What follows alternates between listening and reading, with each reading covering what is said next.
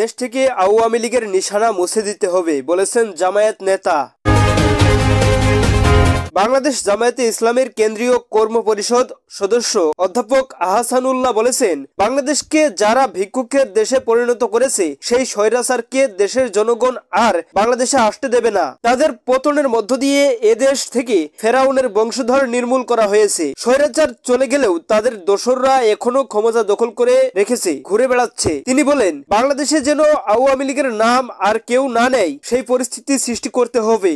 দেশ থেকে আওয়ামী লীগের নিশানা মুছে দিতে হবে। শুক্রবার সকালে জামায়াতে ইসলামী চট্টগ্রামের রঙ্গুনিয়া উপজেলা শাখার কর্মী সম্মেলনে প্রধান অতিথির বক্তব্যে তিনি একথা বলেন। আহসানুল্লাহ বলেন, জামায়াত আমির যেখানেই যাচ্ছেন জনগণ বলছে আমরা জামায়াতকে ভোট দিতে চাই, সরকারের দায়িত্ব দিতে চাই। জনগণের এই প্রত্যাশা পূরণের জন্য জামায়াতে ইসলামী সিদ্ধান্ত নিয়েছে দেশের 300 আসনে প্রার্থী দেবে। রাঙ্গুনিয়া পৌরসভা অডিটোরিয়ামে আয়োজিত কর্মী সম্মেলনে সভাপতিত্ব করেন উপজেলা জামায়াতে ইসলামীর আমির মাওলানা হাসান মুরাদ, সাধারণ সম্পাদক কামাল উদ্দিন ও সহ সাধারণ সম্পাদক মোহাম্মদ শাহ আলমের সঞ্চালনায় বিশেষ অতিথির বক্তব্য দেন জামায়াতে ইসলামী কেন্দ্রীয় মজলিসের শুরা সদস্য অধ্যক্ষ আমিরুজ্জামান, চট্টগ্রাম উত্তর জেলা আমির আলাউদ্দিন শিকদার, সহ সম্পাদক অধ্যাপক ফজলুল করিম, রাঙ্গুনিয়া উপজেলা পরিষদের সাবেক চেয়ারম্যান এম নুরুল আলম।